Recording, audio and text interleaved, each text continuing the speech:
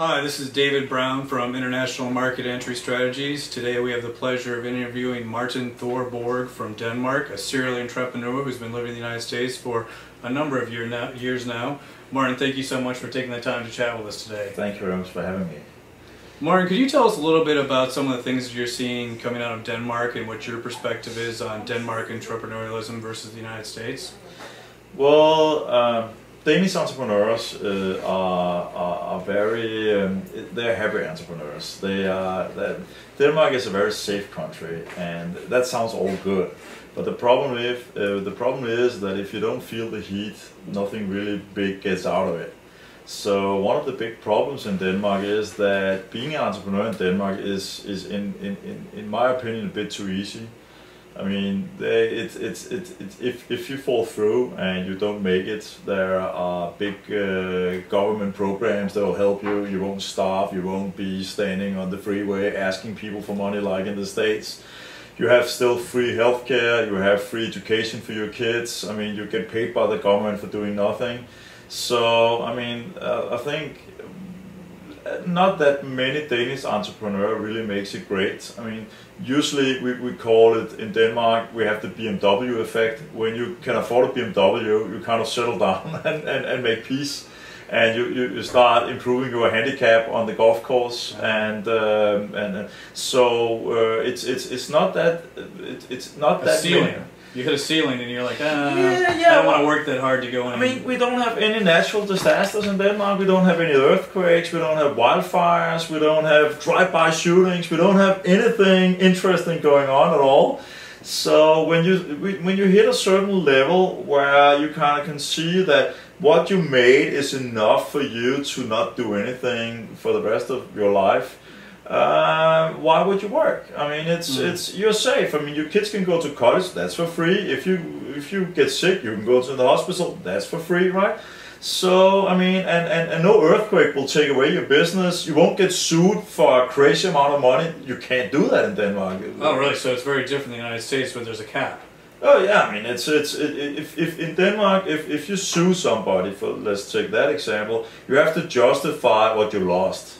And it's not that easy. I mean, how would you justify how much you lost? And you have to prove it, right? So if I do damage to you, you have to prove what kind of damage I did to you. And I mean, that's pretty hard. I mean, so it's kind of the opposite. And we just got the group lawsuits a couple of years ago. We never had them before, and they're only used against super big corporations. So all in all, in Denmark, you are very safe from almost all kind of things, and that sounds very nice, which it is for a lot of people. But it also kind of take out the urge to do really big things, because why would you? I mean, when well, if you're also getting, what is the tax rate in Denmark versus the United States? It's a top tax rate here is in the 30s. In Denmark, it's what, 50–60%? It's not that easy actually, because I think it's in the 50s, but then you have 25% VAT on top of that. Okay. I mean, gasoline is twice as expensive than in America because of tax. If you buy a car, it's 4 times as expensive as in America. So wait a second. So if I buy a Toyota Camry for $30,000, it's going to cost me $120,000 in Denmark? Yeah, at least, yeah. Really? Okay. Yeah. So your cost of doing business and actually surviving and living in Denmark is going to be substantially different than any American entrepreneur is used to.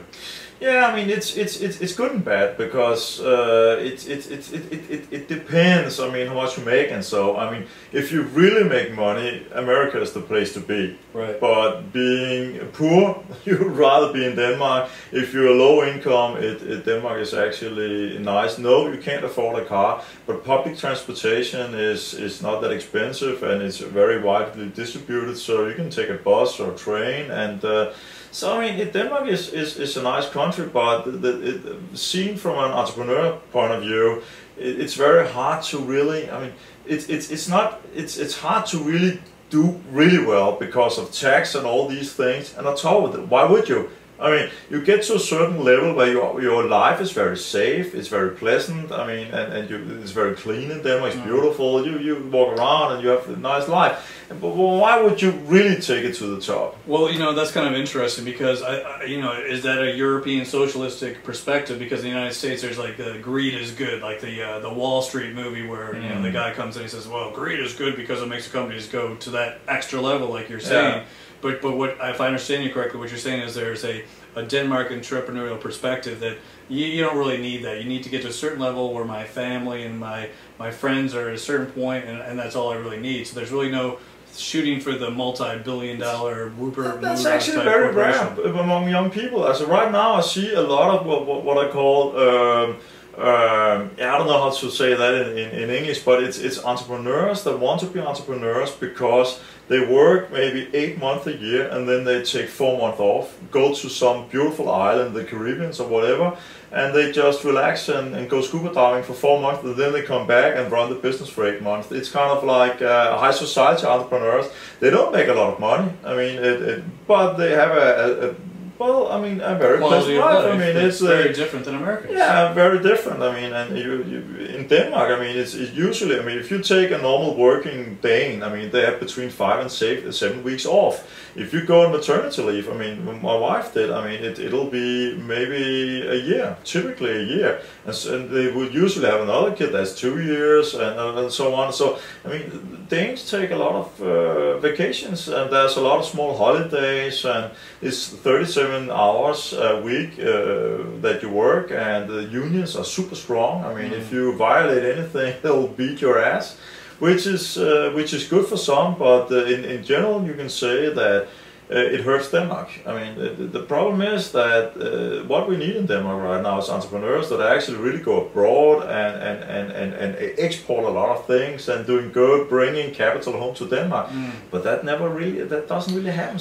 Well, let me ask you a question then, because I know the U.S. and Australia, which one of my main clients, has a significant number of export-oriented programs whereby the government actually assists these companies in trying to export their products and services internationally. Denmark is a country of approximately 5 million. Yeah. Actually, what do they have a lot of that as well, or is it just, again, that entrepreneurial spirit is different in Denmark? Because obviously you have come to the United States exporting your knowledge to America. Does the typical Denmark government initiative have something like that, or is that just not? They have a lot. I mean, they really try to do a lot of stuff, but all in all, I don't think the government can do that much. I mean, the big problem is that it starts in the schools. I mean, the schools are the teachers. College, you mean, or yeah, all the way from the 1st grade. Actually, the problem is that quality of life is more enjoying yourself and being spiritual, or I mean, knowing art and all these different things. And I mean, just now, I mean, they're starting putting entrepreneurship into the schools and putting a value to that. I mean, they've done that for several years though, but it's getting better and better. But I mean, 10 years ago, I mean, being an entrepreneur in Denmark was the same as being, you didn't qualify for school, right? I mean, that was really a bad thing. Saying you were an entrepreneur, then you were a loser. I mean, really, unless of course you made it big, but I mean, not that many does. So it's a very cultural phenomenon that in Denmark it wasn't cool to be an entrepreneur. That has changed a bit though. It's getting better and better. But I don't think that the government is actually qualified to really to pick and choose and really make things going. I mean, it's more a cultural thing that has to be changed. That we have to. The problem in Denmark, if you look at a typical Dane, they look at a guy in a nice car. Well, in America you would say, oh, this guy has done well. I mean, wow, he's good. And in Denmark you would say, this guy cheated in tax. I mean, he's probably a crook, right? And it's just like this negative things of people that have done well are annoying. They probably cheated. They're probably criminals. They probably did harm to other people. Well, that's kind of like we talked about the Australian tall poppy syndrome, where if anybody gets above the rest of them, they want to chop them down to size kind of deal. So it's like you want everybody to be this homogenous layer, and not the super entrepreneur, the one that actually creates, builds, and stuff. So I think there's a number of countries around the world where this is not an abnormal phenomenon. It probably happens throughout much of Europe, not just Denmark, right? Yeah, I would say so. I mean, I don't think it's a typical Danish thing. I mean, I've seen it in a lot of European countries. So I mean, my perspective is actually we have conquered ourselves into the ashes. I mean, it's a. I think Europe, and that might sound a little arrogant, but I think several European countries are a bit more advanced than the US in a lot of different ways.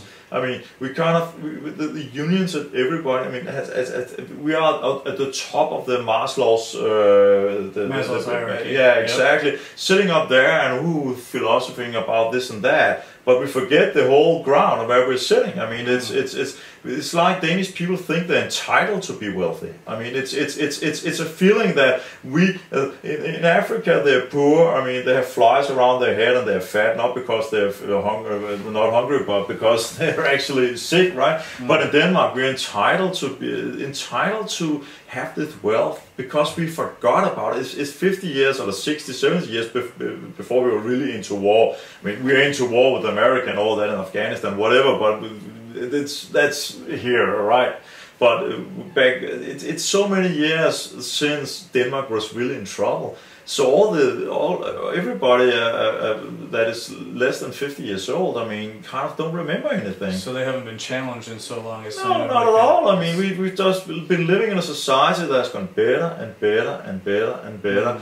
So people have stopped kind of thinking about why do we have this society. That's because our parents and grandparents actually worked really hard and make a super nice society. But we forgot about that. We think we're entitled to. I mean, there's a really Danish feeling that we're just smarter than everybody else. We are small, yeah, but we're so super smart. We kind of outsmarted everybody, and Danish people really think that, which is so scary because I mean, the Chinese are coming, everybody's coming, and nobody really understands it. The only thing happening is like when the Chinese kind of outbid us in something, then we just don't like them. They're assholes, right? And then the typical thing is, yeah, we can do like them, but do we want to live like them? No, but it's not up to us like that. If we want to change that, it's not by pointing fingers of the Chinese. We have to be better. We have to be better educated. We have to work harder. We have to kind of understand that the wealth our parents and grandparents created didn't come out of nothing. It's not because we are more intelligent than the rest of the world. It's because they worked harder. I mean, I think the United States has had a 3-year dose of that type of medicine where we've really had to reevaluate where we are, how we got here, and what we're going to do to go forward. So I think the United States has a similar mindset. Let me ask you a question though, since as a serial entrepreneur coming from Denmark, with everything that you've actually just talked about, can you give us an idea of some of the things that you've actually seen going through the system that you just described, and some of the challenges that you've seen and overcome as a serial entrepreneur? Just trying to give our audience an idea of some of the things that you have benefited from your knowledge and experience.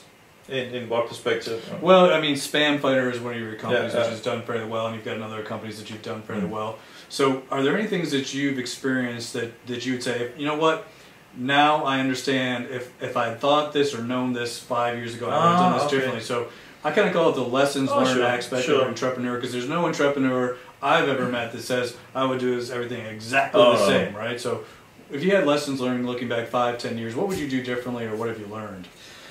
One of the things I really focus on is it's very important to kind of look at what you like to do. I mean,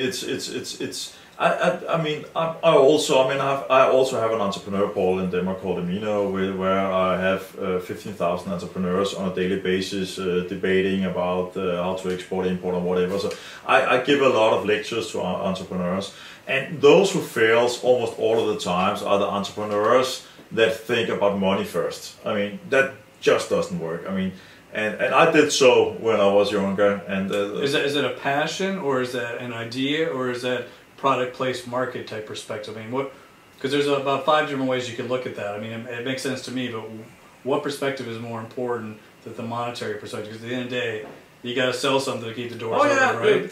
Yeah, but it's just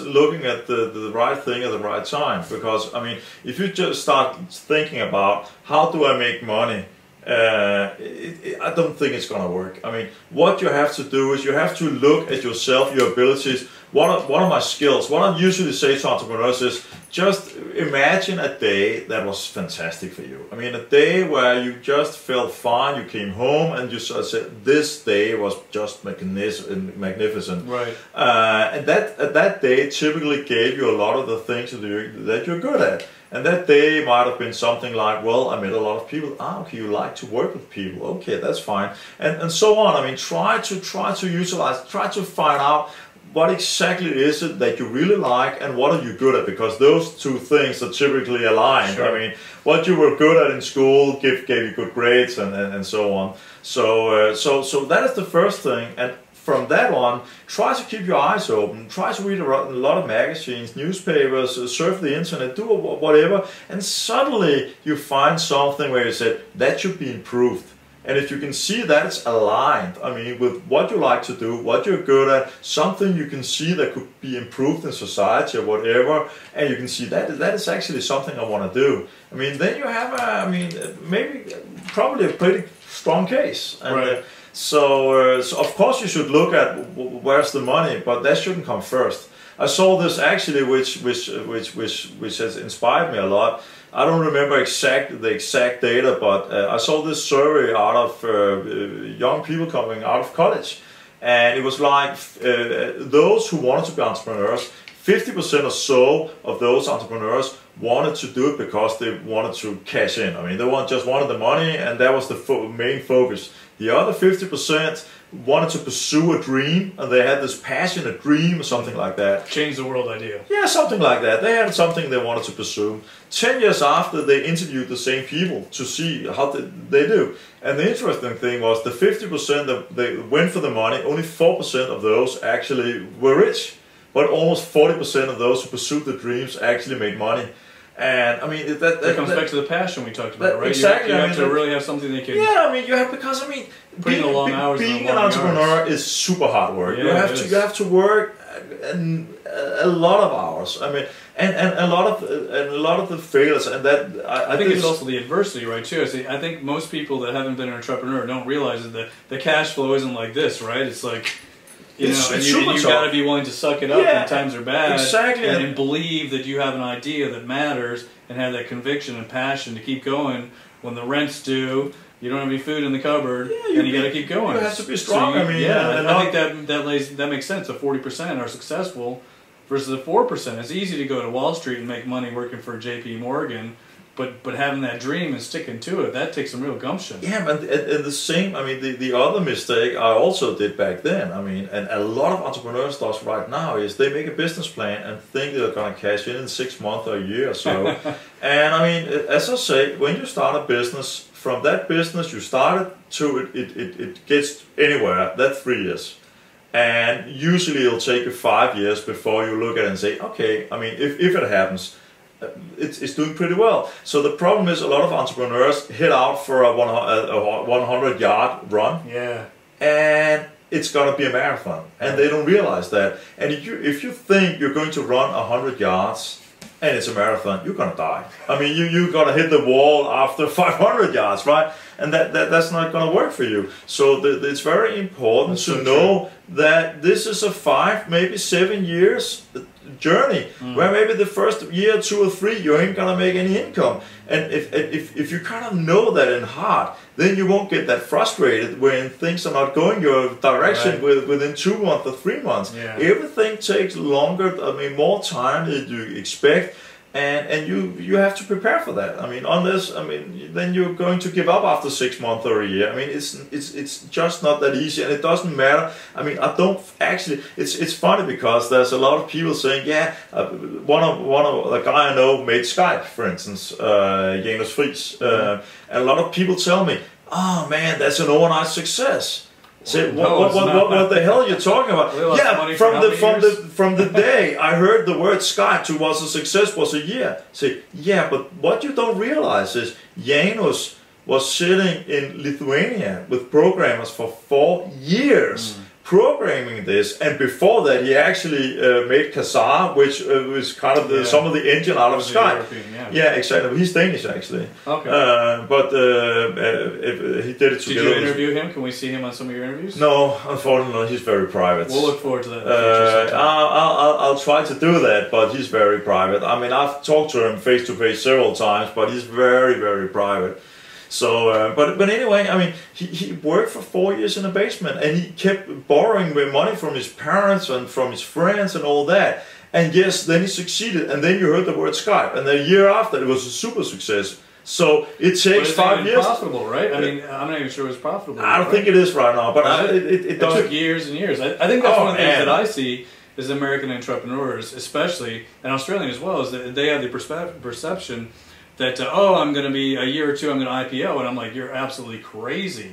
I mean, the chances of that are like 99.9% against you. I mean, what you really should think about is, will I be a takeover target? Will I upset somebody enough to be purchased? Yeah. That kind of idea. The chances of a company IPOing are so minuscule that I think a lot of entrepreneurs really should get that completely out of their head from the get-go and just focus, like you're saying, is that marathon and doing that 3 to 5 year window where we're profitable, we're a going concern, and we're something that somebody else might want to purchase. I think it's a very bad thing, kind of making a company for the purpose of making an IPO. I think it's what you should do is actually making a company that's sustainable. I mean, building something solid that works, satisfies a lot of people, bring in positive cash flow, and then take it from there on. I mean, if your absolute goal is make an IPO and cash in and get out, you're not gonna do it. I mean, I don't think so. I mean, obviously that will happen to some people, but I would say it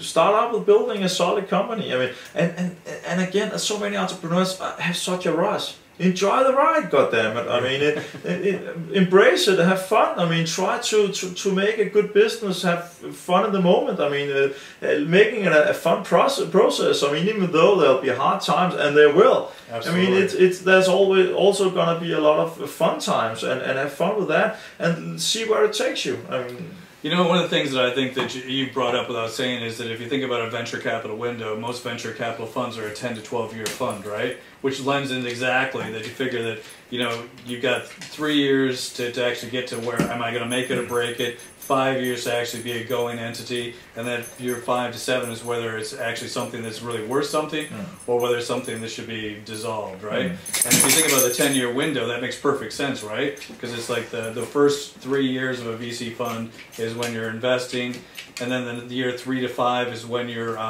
actually deciding whether you reinvest or you re-up, and then that 5 to 7 window is, okay, do I divest as a VC, or do I actually put that extra money to be that Skype or to be that Facebook to get to that next window, to get that multi-billion offer instead of that multi-million-dollar offer. And I think a lot of what you're saying makes so much sense. And if you're an entrepreneur, if you think about it from a VC's perspective, what a VC is thinking is exactly what you're preaching, is that think about those windows and those time frames in order to plan for the future. A 1 year plan is great, but it's not realistic for the long-time success of your plan. So thinking about that, since you've been in America for now, what, about 3 years? 3.5 years. 3.5 years. Since you've seen the US VC market, you know about Silicon Valley. How did the Silicon Valley venture capitalists compare to what you would see in Denmark? I mean, you're looking at a country of 300 million, more or less, versus 5 million. And everybody thinks that you go to America to get venture capital, but most people outside of the United States don't realize how freaking hard it is to get them to open up their pocketbooks. Does Denmark have a more equitable or easier to get VC system, or is it exactly the same? Oh, it is even harder in Denmark. Really? Yeah, it's even harder. I mean, it's very hard to get venture capital in Denmark.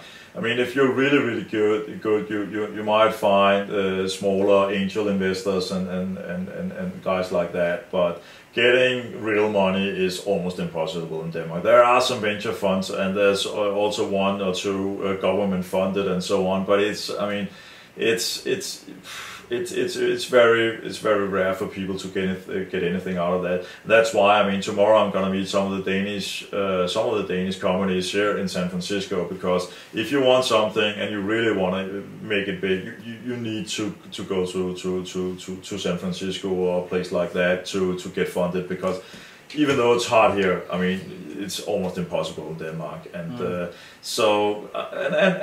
and for a reason also, because to be honest, I mean, there's a lot of good Danish entrepreneurs, but they kind of don't shoot for the stars. I mean, they're satisfied with making a 30, 40, 50 people company, and then maybe making 10, 20 million dollars a year, and they're happy with that. I mean, they don't want to go through the stress of getting more venture capital and really make it big. I mean, they just don't want to do it for different reasons. So, and I hear a lot of entrepreneurs on my portal whining about the banks. What is your portal, by the way, for our audience? So I know what it is. Well, it's I mean, it's a portal for entrepreneurs. So it's a message board. We have a platform where you can buy and sell a company. We have a freelance database like Elance or Render Code or whatever the names are, and we several different services around a message board. So we have around on a good day 20,000 visitors and exchanging ideas and so on. Well, any U.S. company would figure that's a pretty good hit ratio. So you're obviously doing something right for a Denmark entrepreneur. Yeah, I mean, it's from 20,000 hits is great. Yeah, that's fine. I mean, it's from a Danish perspective, it's good. I mean, I have a couple of other companies with more visitors, but that's in another area. But if you look at entrepreneurs as a niche and Denmark as a small country, I almost have all entrepreneurs around the portal. I mean, so that's nice, but I hear a lot of whining. I mean, it's hard to get financed at the banks, blah blah blah. But to be honest, I mean, a lot of the business plans they suck. I mean, they just do. Are they not putting the time into it? Is the idea good enough? I mean, when you say they're not good, I mean, that's such a broad range. What is it that you think that they could do and improve? Are these specifically Denmark entrepreneurial companies, or are they just in general? If you look at the United States, you have more than 300 million people here. Obviously, if you look at the talent mass, it's quite big because there's a lot of talent. So I don't think the Danish entrepreneurs are worse than American entrepreneurs by any means, but we're only 5 million people. I mean, so I know a lot of them, and of course some of them are really good. But out of 5 million people, not that many. I mean, that's just. So what would you do? I mean, if you could do anything to help these businesses, would it be spending the time to help them get a better business plan, or what would it be that you think would get them over this proverbial hump? Well, actually what I do right now, and I really try to do, is try to change their perspective. I mean, try to change their mindset, because I mean, the business plan is something, but if it's a part.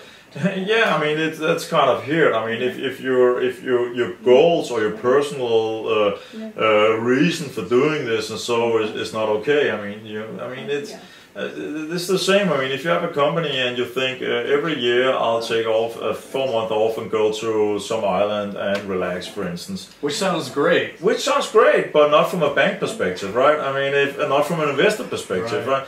I mean, it's not just that. I mean, it's some of them are just out say, I want to be a billionaire. Yeah, that's fine, but there's a process to get there. You don't have the skills. You don't have. I mean, a lot of them are very young. I mean, they just I want to do this, but they don't have a track record. So they don't have the skills and what's experience. Yeah, I mean, a lot of them, they don't have anything, and they think that I want to shoot for the stars. See, that's super fine. As I give them this small thing where I say, if you wanna breed horses, let's, for the sake of that, and have a farm, right, start importing whips from China, right?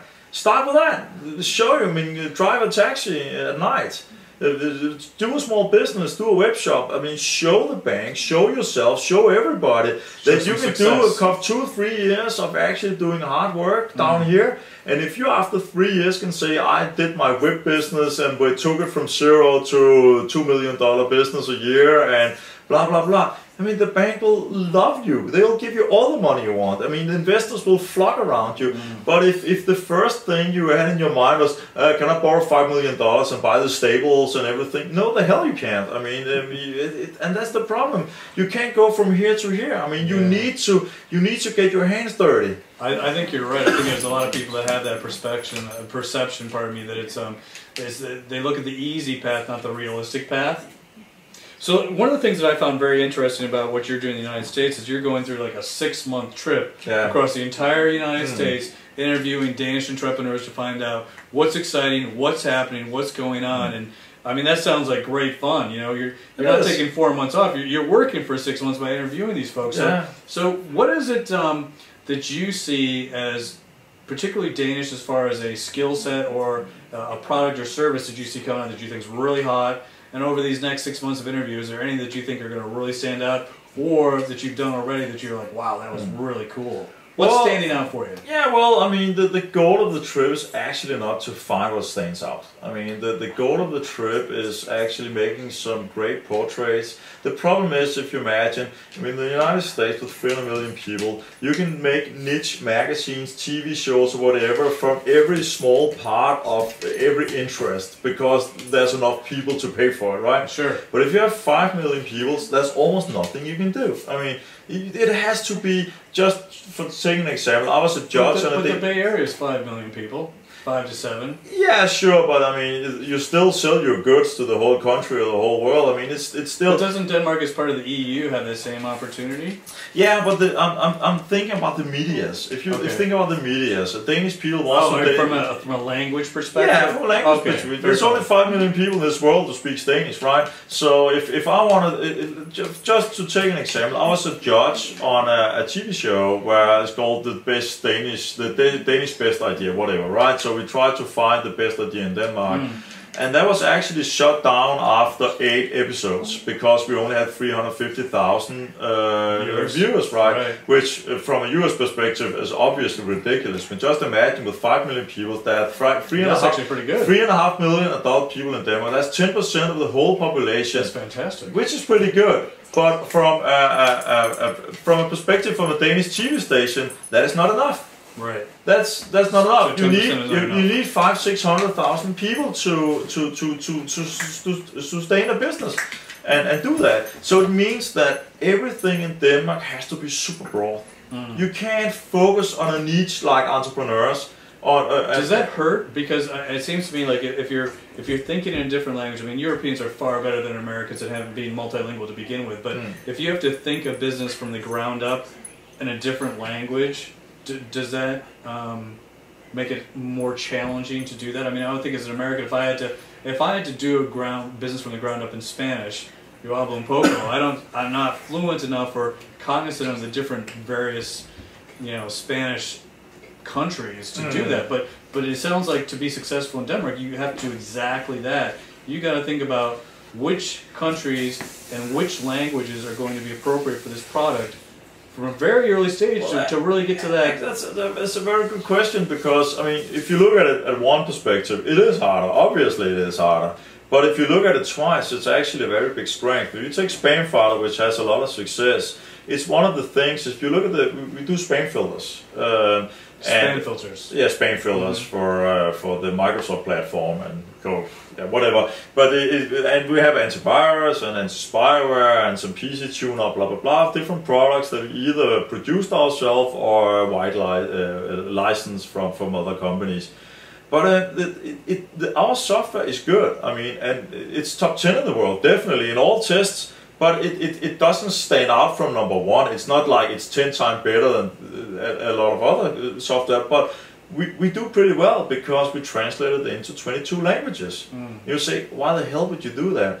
And I think that is one of the strengths we have that a lot of American companies just don't see. Because the American companies has 300 million people to sell to. Right. So why the hell would you bother translating? Because translating it's a huge work. Sure. I mean, it's translating, that's one thing, but the next thing is support. I mean, the billing system. We have more than 200 debit cards we receive. I mean, if 200, wow. More than 200 debit cards around the world. Because just an example, if you don't take Carte Bleue in France, or if you don't take Eurocheck in Germany, you're out of business. It's not going to happen. Or Dankort in Denmark, or in Norway, for instance, or Sweden. In Sweden, I think around, I don't know how much it is right now, but when we started out, 80% of all e-business was by, I deliver you the goods, you haven't paid me a dime, it's yours. Right. And then afterwards, you pay at the post office, which, I mean, sounds crazy. People actually follow through on that. Yeah, because you have, I mean, they do, because everybody has a social security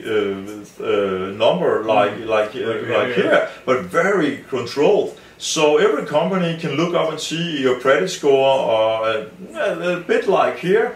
And if it's okay, you're probably gonna pay. If you don't embrace those things, you're not doing business here. The same in Germany. I mean, if you don't, if just take two different companies. If you have two different companies producing the exact same thing, targeting the German market, one of them is doing the whole thing in English and will, let's say, provide Visa, MasterCard, American Express, PayPal, whatever, all these different kind of cards, and the other is translated into German language and take the euro check and so on. This company will literally do 10 times better. And we're talking a factor 10 at least. I mean, in Germany, if you don't have your website in German, just forget about it. The same in France. If it's not in French, they're not going to buy it, and they won't buy it. So the same in Spain and a lot of European countries. I mean, if you want to do business in those countries, you need to really sit down and say, okay, the language, the payment systems, the culture-wise. I mean, so do you have the same website like in .fr, .gr, Yeah, we have it so that any customer looks at your site and thinks that it is a Franco cloud, a Franco company or a German. So we do that, and we have supporters in all those languages. So basically, it's not that it's a one country specific business. What you're doing is creating the illusion that company is specific to that country, so that the individual feels like, oh, I'm buying from France, or oh, I'm buying from Germany. And the good thing for us is we are from such a small country that we actually understand that. I mean, if you it makes sense. You grow up thinking that you have to know at least 2 or 3 different languages, versus Americans, we think English, and if I get to it, maybe I learn Spanish or French or German or Chinese, imagine, right? One of our great markets is Mexico. You say Mexico. Really? That's I would never guess that. But just imagine. There's 100 million people in Mexico, and more than 20 million of those people have a living standard as high or higher than the Danish population. But what is Denmark selling to Mexico or vice versa? We sell software.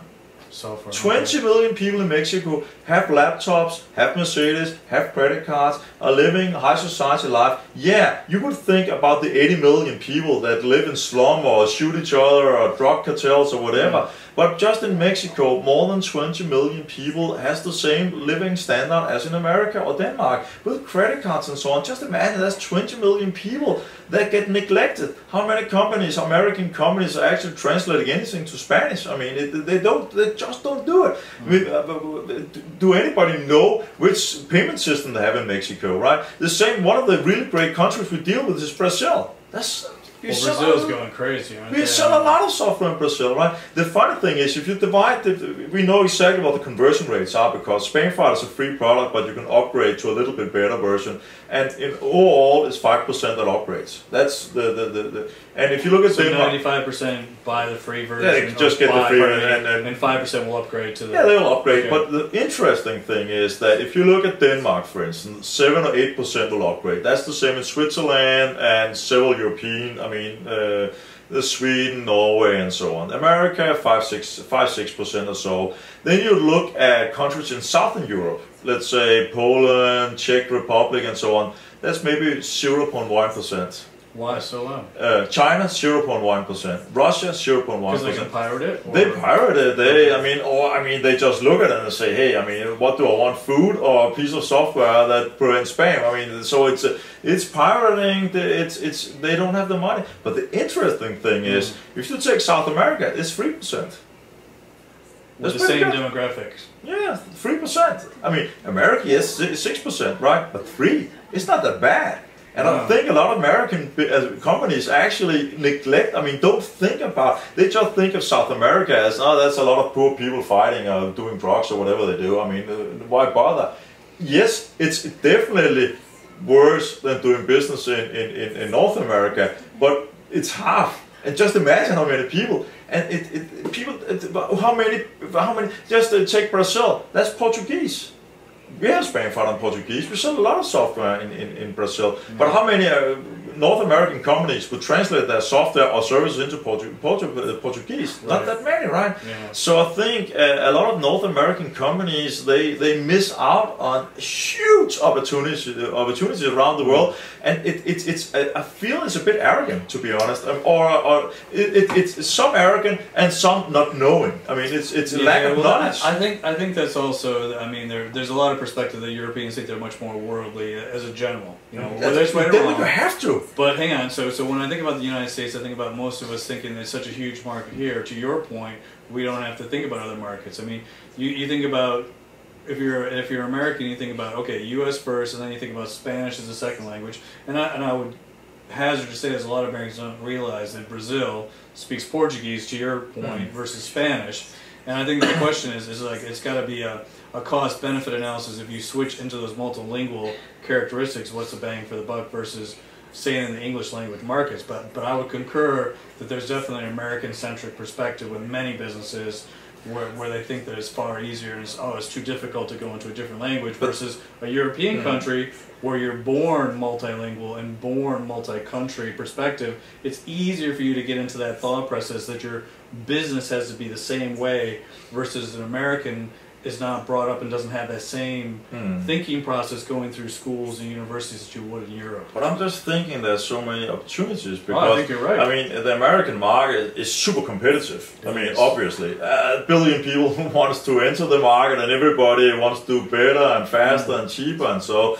Where a lot of those countries around the world, actually, they might not be that big, but competition is lacking. One of the best markets we have overall is Holland. I mean, I think at some point we had 30% of our revenue coming in for that country, really? Because it's not that many people. I'm not sure. I think 10 million people or something like that. But they're super advanced, they have a lot of money, they really want to buy software, but nobody who would ever translate anything into Dutch. I mean, the people just don't do that. And Dutch people, they can speak English, and they might as well buy English software. But if they can choose, what would you take? I mean, even though let's say you were fluent in Spanish or whatever, but English was your main language. If you could choose between two software packages, so you feel like it's supporting your country and your country's language. Yeah, and it's just and then you feel a little bit more. You feel a little bit more nice, and you understand it a bit better, and you feel a little bit more secure. Because obviously, if you sit as an American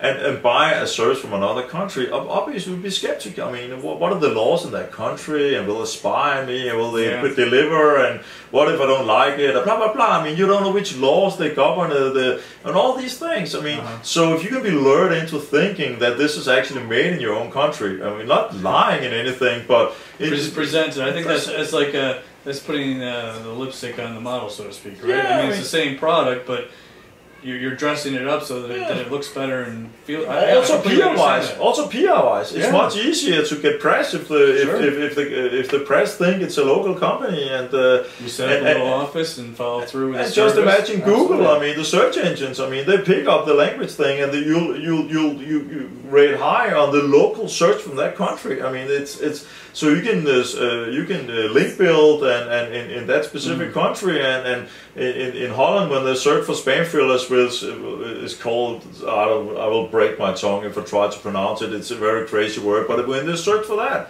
it's so it makes a lot of sense to translate into different countries, to languages, and try to embrace the culture a little bit. Not too much, but just try to understand what's going on.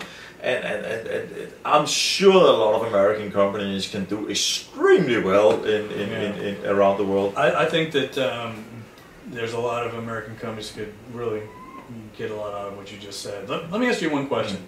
So over the past year, what's the most interesting Danish entrepreneurial company you've seen as far as a product or service? What is there one or two that really stood out to you and said, wow, that either breaks the mold or it completely changes the playing field for a particular product or service? Is there anything that's really stood out to you? Yeah, there's a couple. I mean, to be honest, I'm not that focused on that sounds maybe a bit strange. I'm not that focused on the few companies that do pretty well. I mean, I'm seeing not so much pretty well. One of them what is it that's a game changer that you see? Yeah, one of them is a company called TradeShift, for instance, which is actually try to make social media with paying bills. Okay. That's a very interesting. They got, I think, 100. Was it 100? Was it $20 million or $100 million from eBay? Which is super interesting. I mean, the whole thing is making a global platform for making it easier to pay bills. So if you have a company, it takes 2 minutes to make an account, and suddenly you can invoice through email, and the vendors can reply on this, and you can see if they paid. And it sounds very basic, but it is very basic. Different from PayPal? Well, I mean, it interfaces with a lot of different financial systems, and the whole idea. I mean, I'm not a super expert in the actual service, but the whole idea is that you're making a community with your vendors and your customers, so and so on. Media perspective. Yeah, there's a social media thing in that, and that's growing very fast. And another one is Podio, which I haven't looked extremely much into, but it's like a company. It's like Facebook for companies. If you think of a Facebook and then put it into a company, so the company can it's a project management tool. It's a tool for communicate inside the company. It's like an intranet actually, but it's very open, so everybody can write apps, and it has a great API, so you can write things into that. So that's they also got extremely well funded. So is that kind of like the LinkedIn for companies? Yeah, Facebook. For the I think they call it more Facebook. I think it's more LinkedIn. I don't see LinkedIn. Obviously, it's social, but it's not as social as Facebook. And I think it's more like it's got a more. LinkedIn is a business. This is who I am. As something like that. Where Facebook is more like, my feeling is more like what's going on in the company, and exchange idea, and then. So that is growing. They have an office in San Francisco, by the way, and I think Tradeshift has as well actually. So they're doing pretty well. And one of the I mentioned before, one of the few we're really proud of is obviously Skype. It's not a company based out of Denmark, because that would be stupid tax-wise. So that's a Swedish guy and a Danish guy who made it. I think it's based out of Luxembourg. They sold it to eBay and bought some of it back and sold again to Microsoft. But that hasn't been a tremendous success. But unfortunately, that is a company that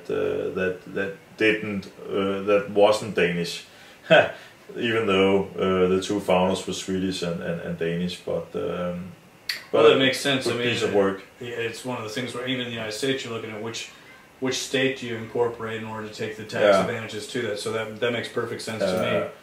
So to wrap up this interview, you're on this 6-month. It's almost like an odyssey. It sounds to me like it'd be great fun to meet all these people and get that great perspective on how each individual is looking at their company and how they look from that company to the rest of the world. What are you hoping to find over the next 4 months or so of your trip? Of your adventure, I guess, is the way to put it, right? Well, I mean, the goal of the whole trip and all the video interviews are to inspire Danish entrepreneurs to think bigger. I mean, to see there's a world out there. I mean, the world doesn't have to build a small thing in Denmark. Why not move to Australia or New Zealand or Hawaii, or try to look at the world. I mean, see what people have done. I mean, we're going to talk to an undertaker in Hawaii. We've talked to a magician in Miami. We talked to a race driver in San Diego. Right. In a couple of days, we're going to talk to an inspirational, motivational speaker who's doing a lot of CDs and stuff. Lives here in San Francisco, right? And we're going to talk to a lot of different entrepreneurs, and the whole idea is to tell the Danish entrepreneurs, you don't have to be super smart, you don't have to be a wonder kid or whatever to actually embrace the world. Go out and make a fabulous company somewhere in this world. It just takes imagination, a lot of hard work, and of course a bit of luck, but you don't have to have a brain the size of as a car. I mean, you just need to put in a lot of hours and have fun with it. And well, that actually leads to a great question here. When I think about a lot of the Australian entrepreneurs that come to me, they think, "Oh, I've got to move to Silicon Valley. to raise capital to build the business.